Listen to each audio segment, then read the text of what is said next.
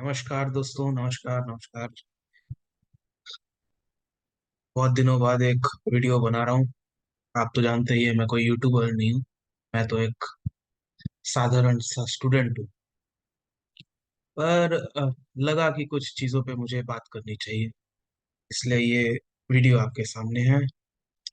अ, मैंने एक बात ये जानी कि मेरे सोच में, मेरे विचारों में बहुत ही अ, नकारात्मक, माफ करिए, नकारात्मक बड़ी भरी पड़ी है।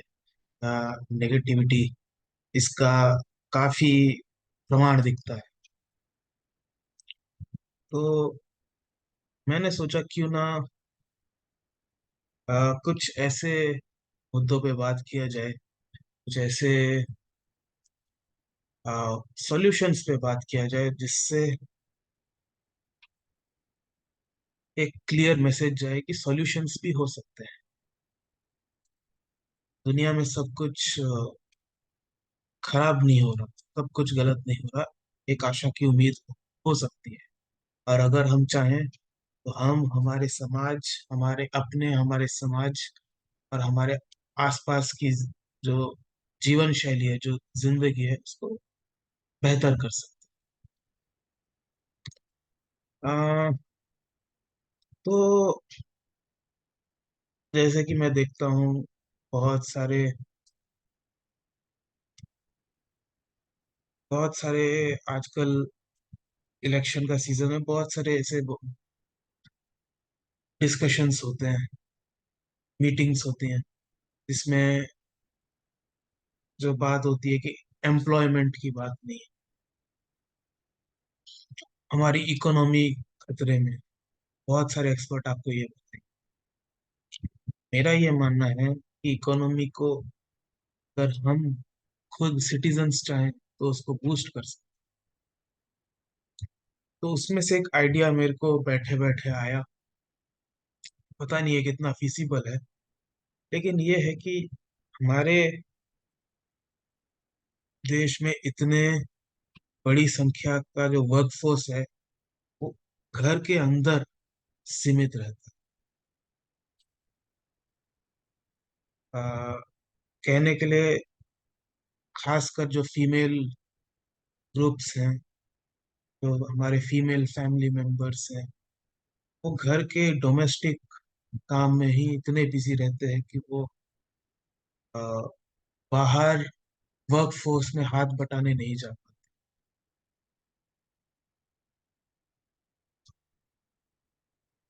अगर वो किसी बाहर संगठन में काम करना चाहते हैं तो उन्हें घर का काम पहले खत्म करना पड़ता है, सारे लोगों के लिए खाना बनाना। तो ये एक बहुत बड़ा, कह सकते हैं कि बाधा आता है हमारे इकोनॉमी में, जब एक पूरा का पूरा वर्कफोर्स हाउस होल्ड काम में लगा रहता है और उनको टाइटल दिया जाता है हाउसवाइफ। इसका एक मेन रीजन पता चलता है कि पाश्चात्य कंट्रीज, वेस्टर्न कंट्रीज के मुकाबले हम लोग फ्रेश खाना खाना बहुत पसंद करते हैं। हमें हर चीज नया बनाना है। आज आज चावल बनाना है, आज ही दाल बनाना है, और आज ही कंज्यूम कर, ये साइकिल हर रोज चल। तो घर पे जो खाना बनाना का जिसका ड्यूटी है, उसको पूरे टाइम, मतलब अपने टाइम का कम से कम 4 से 5 घंटा इसमें देना।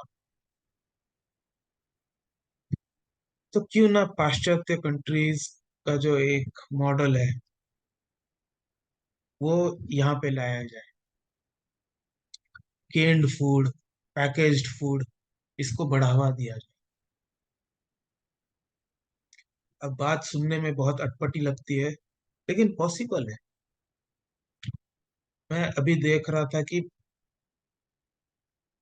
अ, बाहर वेस्टर्न कंट्रीज में हमारे जो खाने हैं, जैसे चावल हो गए, दाल हो गया, पनीर की सब्जी होगी, उसके बहुत सारे पैकेजेस मिलते हैं। उसको सिर्फ गरम करना रहता है, एक तड़का लगाना रहता है, और वो तैयार हो जाता है। ऐसे रेडीमेड मिक्स अगर हमारे देश में और प्रमोट किए जाए, आई नो हल्दीराम के हैं, कुछ कंपनीज को बना रही, लेकिन इसको और प्रमोट किया जाए, एक वॉर फुटिंग पे प्रमोट किया जाए, तो जन जन तक, जो भी वर्किंग क्लास है, जो भी काम करना चाहते हैं, उनके ऊपर जो अमाउंट ऑफ स्ट्रेस है, जो अमाउंट ऑफ रिस्पॉन्सिबिलिटीज है, वो कम होगा। उनको इस बात की ज्यादा टेंशन नहीं लेनी पड़ेगी कि उनके घर में माँ बाप, भाई बहन, उनके हस्बैंड, उनके बच्चे, उनको खाना बनाना पड़ रहा है, उनको वो खाने के लिए इंतजार करना पड़ा है। वो खुद अपना खाना गर्म करके खा सकते हैं। और हमारे खुद के टेस्ट बर्ड को थोड़ी सैक्रिफाइस देनी पड़ेगी। This will not be tasting as good as the home made cook, but उन सबको वीकेंड्स के लिए, जब छुट्टी है उनके लिए रिजर्व किया जा सकता है। जिस दिन हमारे वर्क डेज हैं, उस दिन हम केन्ड फूड और पैकेज्ड फूड पे निर्भर रह सकते हैं। तो ये एक मुद्दा है जो मैं चाहता हूँ कि इसका और बढ़ावा दिया जाए। आ, एक फैक्टर जो है, जो इसके लिए बाधा बनता है, वो है कि जो वेस्टर्न कंट्रीज है, वो काफी ठंडे रीजन में रहते हैं। वहाँ पे खाना जल्दी खराब नहीं होता, और यहाँ पे खाना जल्दी खराब होता है। लेकिन मैं ऐसे वर्किंग क्लास की बात कर रहा हूँ जिनके घरों में फ्रिज तो हो ही सकता है। तो अगर उसमें वो पैकेज फूड और केन्ड फूड स्टोर किया जाए, तो ये हो सकता है कि हम एक ऐसी इकोनॉमी क्रिएट कर सकें। सिर्फ एक एक खाने की आदत को बदलकर इतना बड़ा इम्पैक्ट हो सकता है कि हमारे वर्कफोर्स में बहुत बड़ा इजाफा हो। जिनको घर पे 3-4 घंटे टिफिन बना के लेके आके और अपने सभी के लिए खाना बना के बाहर निकलना पड़ता था, अब वो बहुत जल्दी अपने घर से निकल पाएंगे। सोचिए, किसी इंसान के सिर्फ 3 घंटे ही बचते हैं एक दिन के अंदर। तो अगर 5 दिन का वर्किंग है, तो 5 × 3, 15 घंटे एक्स्ट्रा बचेंगे। वो चीज वो ट्रांसपोर्टेशन में लगा सकती हैं, वो चीज उनके ऑफिस में लगा सकती हैं, वो चीज उनके एंटरप्रेन्योरशिप पे लगा सकती हैं, वो चीज उनके बच्चों के पढ़ाई पे लगा सकती हैं। उस चीज से जहाँ पे वो शायद आधे घंटे लेट पहुंचती थी, वहां पे 1 घंटा पहले पहुंचेंगी। सोचिए कितना फायदा हो। इस बात पे गौर कीजिए। जस्ट आपको एक टाइम का खाना पैकेज खाना, एक टाइम का खाना केंड खाना, आपको लेना है। पालक पनीर का पैकेट आता है, उसको लेना है, उसको माइक्रोवेव में डालना है। अगर आप वर्किंग क्लास में, तो आपके घर पे वो माइक्रोवेव तो होगा ही। आपको गर्म करना है, बाहर निकालना है, सर्व करना है। This is one thing that can be done. सोच कर देखिए। सेकंड बात एक है कि रिवॉर्ड सिस्टम। एक रिवॉर्ड सिस्टम अगर हो हमारे फार्मर्स के लिए, हमारे इनोवेटर्स के लिए, कि आपके जो आइडियाज हैं, आपके जो खेती है, बाड़ी है, उसका अगर एक लिमिट रखा जाए। मान लीजिए एक किसान के पास खेत है, और उसमें वो टमाटर का ग्रोथ करता है। अगर उसको एक टारगेट दिया जाए, और वो टारगेट को इस साल, कि आप अपने रेगुलर प्रोड्यूस से ज्यादा नहीं, रेगुलर प्रोड्यूस से 50 किलो ज्यादा प्रोड्यूस करें, तो आपको इतना परसेंट रिवॉर्ड मिलेगा। आपको जो दाम मिल रहा है उसके अलावा आपको इतना रिवॉर्ड मिलेगा, तो कितना फायदा होगा। ये जो कंट्रीज हैं, ये जो कम्युनिस्ट कंट्रीज हैं जैसे चाइना, इसमें एक रिवॉर्ड सिस्टम रखा जाता है इनोवेशन का। इसमें एक रिवॉर्ड सिस्टम रखा जाता है अच्छे प्रोड्यूस का, सरकार की तरफ से।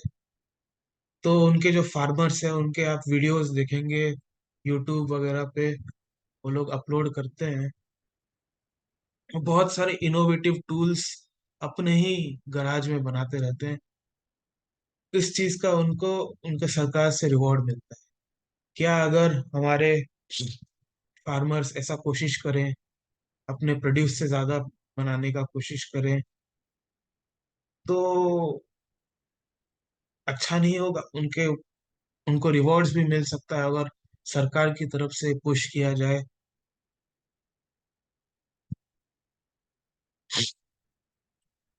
पिछले के पिछले साल जब शार्क टैंक शुरू हुआ था, तब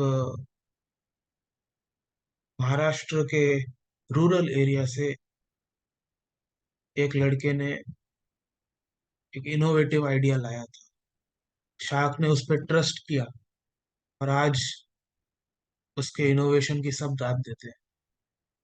ऐसे इनोवेशन को अगर सरकार ही रिकॉग्नाइज करने लगे, तो सोचिए कितना कितना फायदा होगा।